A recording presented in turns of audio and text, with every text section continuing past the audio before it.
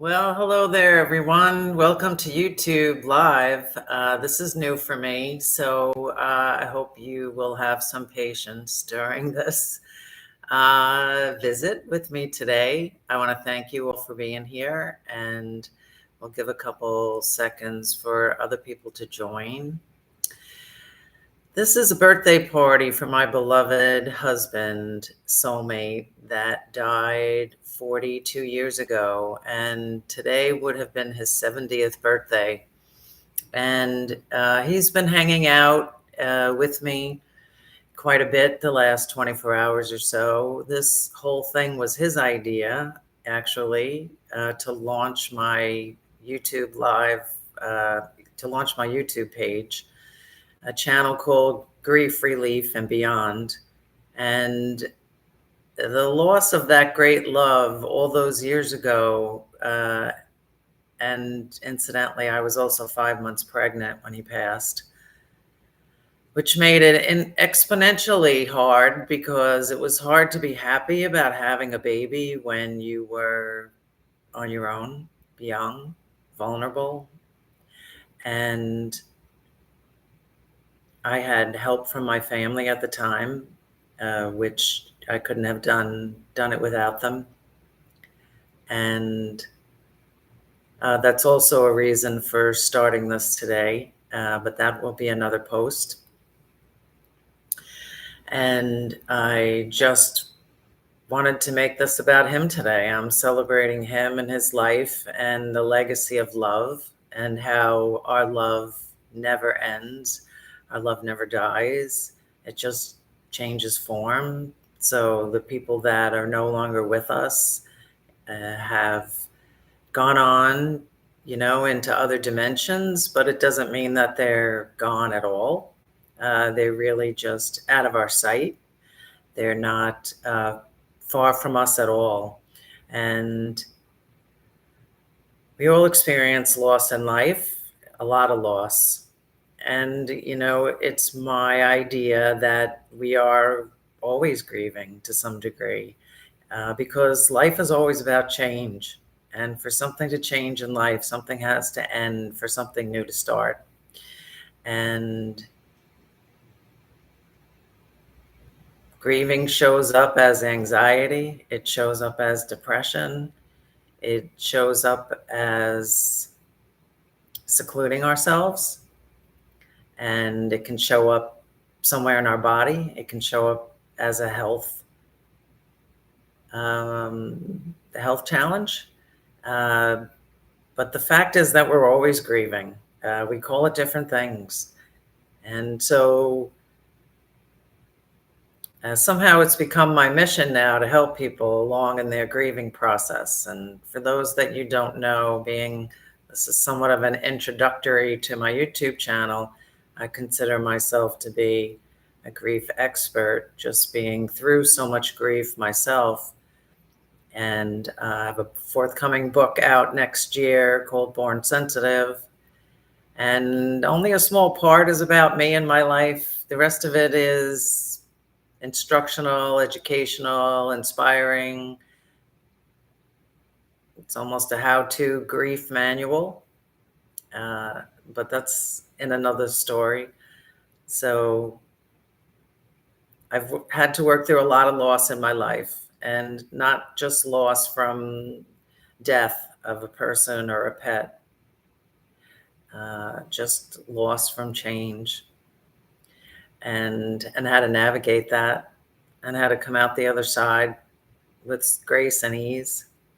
And there are actionable steps that one can do that can move them along in the grieving process. And a lot of them are energy exercises or activities, implementing energy and moving energy through your energy centers of your body. So there's a chapter in the book that talks about all the different somatic, meaning body, hacks that we can do that can help us process grief and not get stuck. Grief's inevitable. We're always going to have grief. It's part of life. In fact, Buddha's school of thought was that, or Buddhism's school of thought is that all of life is suffering. And that may be true, but we come as courageous souls on our journeys, right? To learn about grieving and to learn about life and how to navigate our way through it. We sign up for our challenges, and apparently I signed up for a lot in this lifetime. And so I don't want to make this about me. I don't believe it's ever about me. But I did want to wish Jack a happy birthday. I did post some pictures of him on Facebook, both on my my Facebook page, Treasure Coast Medium, and also my Tester Trolt page. So there are some wedding photos of our wedding there. And some of the photos I have of us, they're pretty few and far between. Some of them have turned brown, so they're not easy to see. And wouldn't have been really visible having taken a picture of a picture. So I just wanted to spend a few minutes today because, again, this was his idea to start this YouTube channel because my grieving adult life started with his loss. And so I grew up very fast because of it, let's say, you know. We met when I was 18, I was married by 20, and we had a child together when I was 21. And so in honor of him, if you have a drink nearby, I know my friend Lori's here. I'm not quite well versed in this to see who's actually here. But I'm going to navigate my way around this. And anyway, so I wanted to have a toast, of course, to Jack. Here's to Jack. Happy birthday, 70. I can't believe it. If you're 70, you know what that makes me, which is less than 70, but older than 60. And that's kind of hard to believe, too. So looking at your age reminds me of my age, right? So I had challenged Jack to show up today on camera. You know, he's here in the room with us. You'll have to take my word for that because I guess, you know, unless you've been a client, you're not sure of my skills. But I'm a trained evidential medium, and I'm been trained by some of the best in the US and even in Europe to, you know, give you details in a reading that you can confirm so you know that I'm really connected. In this case, I have Jack, and I have my beloved of all these years, but none of you have ever met him or could confirm details I could give you that he's telling me. They talk to us telepathically, and the reason why you don't believe that your spirits are with you all the time is because you think it's your own thoughts, because the sound or where you hear it is in your head. But spirits and other entities talk to us through dimensions. And so, of course, your dimension or vibration has to be equal to theirs, and then that's how they can connect. And that's why sometimes when we're really deep in our grief and our vibration is low because we're sad, it can be harder for them to get through to us. So the higher you keep your vibration, the easier it is for them to connect.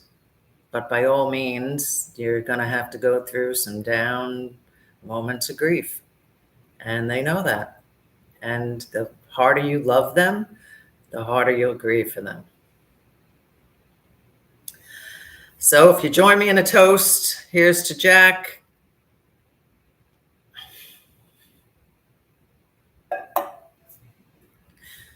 Miss you every day.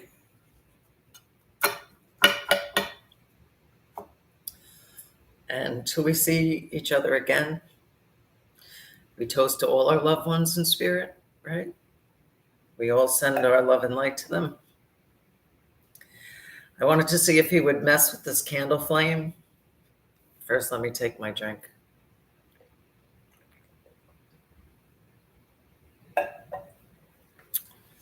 Cheers to you, babe. And here's my little candle. I don't think you can see it. See if I can move my camera. Now you can see my candle. I was wondering if I could get him to play with the flame, or that in some way he would prove he was here with us. And here's his birthday cupcake. I didn't want to get a whole cake because I was afraid I would eat it all.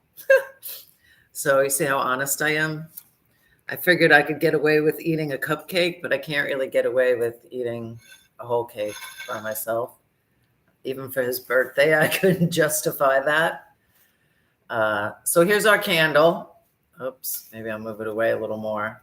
And I was asking him if he could manipulate the flame, thinking of ways that spirit can show us they're around. Flickering lights, electronics coming on by themselves, anything with a battery and a remote is easy for them. And I just really wanted to honor him today, September 28th. He usually is hanging around on the 28th, on his birthday. He does usually visit me then. He also visits me on Mother's Day because, believe it or not, he died on Mother's Day. So that's a tough holiday for me. Also because I don't have my daughter in my life, who was my child from that marriage. She hasn't died, but I still grieve her not being in my life. So there's more grief for you, right? And how do we navigate our way through that? We try and focus on the memories we have of them.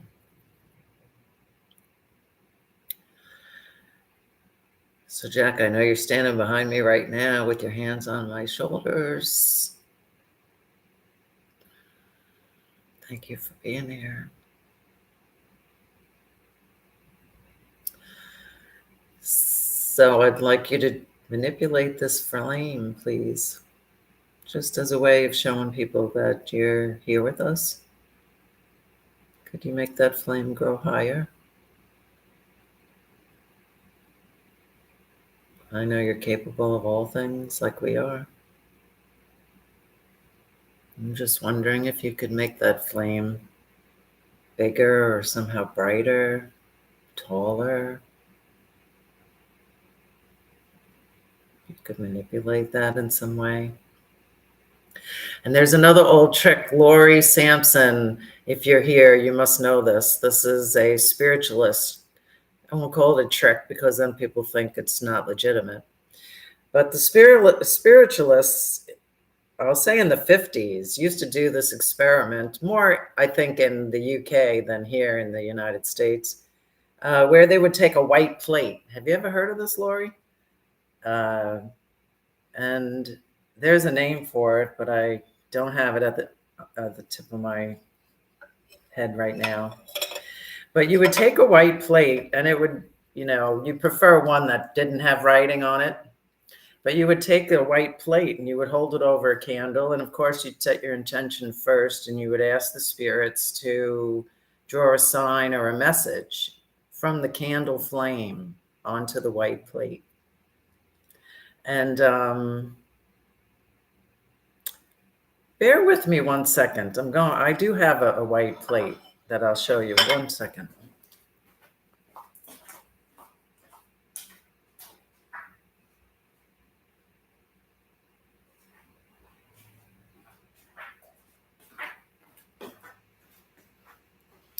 Sorry. Okay, so here is the perfect white plate to do this with. This is a red cardinal, right? Obviously, it's a red cardinal. Red cardinals have always been significant for me. I feel that that's my dad in spirit when they show up. I also feel he comes as a dragonfly. And anyway, so I made this.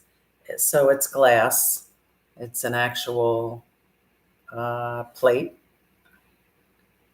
with a red cardinal. And I'm going to use this for my little experiment with the candle flame. And so my friend Conchetta would know what this is called because she used to do it. They would do table tipping, where everyone sat around a table and they had put two fingers on the table and they would raise the table. The table would actually elevate in front of everybody, right? They would call in spirits and ask spirits to manipulate the table, and it would. And I've done this with other people. But anyhow, I'm sorry. This is called, I'm not sure what it's called, flame writing. I only know it's a phenomenon. So I call on my beloved Jack now at this time. I know he's standing next to me. And I ask him to manipulate this experiment with the flame on this plate. And just to show everyone on YouTube who's watching, I want people to be able to see whatever message, a shape or a form, or maybe Jack's face. I'm not sure how this is going to work. You're all part of this experiment, but I'm doing it live, live in person. And basically, you set your intention for the spirit present to design something using the flames on the back of this plate.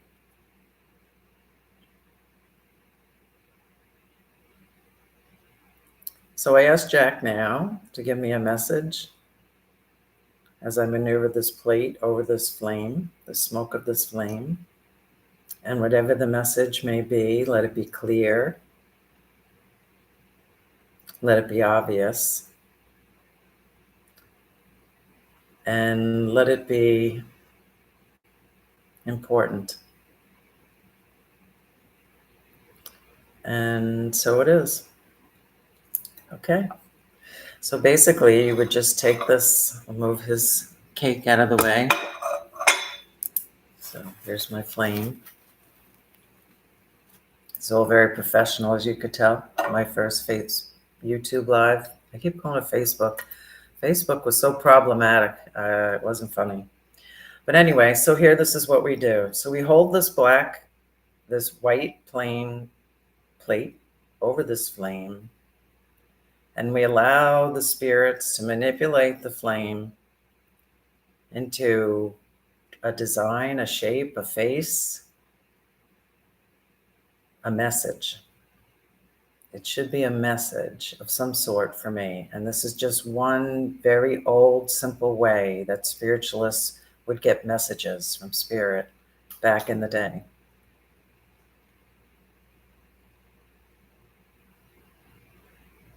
And I don't know what this will look like, if anything, but we're doing it together. So thank you for being here. And if you haven't, please subscribe to my YouTube channel.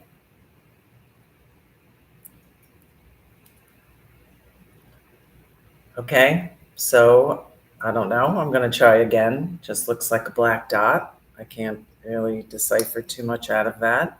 I've never done this before. So my last attempt, I'm not going to stay on here for all afternoon trying to do this, but Spirit gave me the idea. So that's why I'm following it.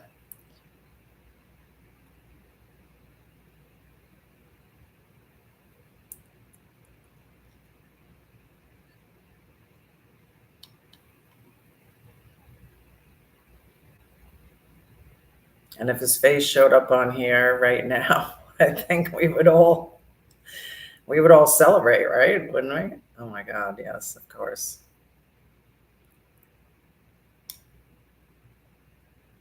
Okay. Well, I'm not sure about this either. So now I have a big dot and two little dots, and I don't know that I could really make anything out of that.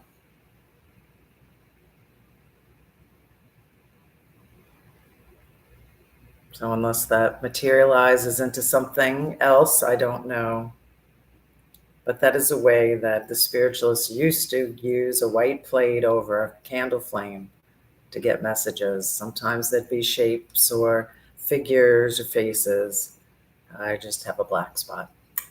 But now you get to see my handiwork anyway. Okay, my beloved friends, I want to thank you for being here. And thank you for helping me wish Jack a happy 70th heavenly birthday.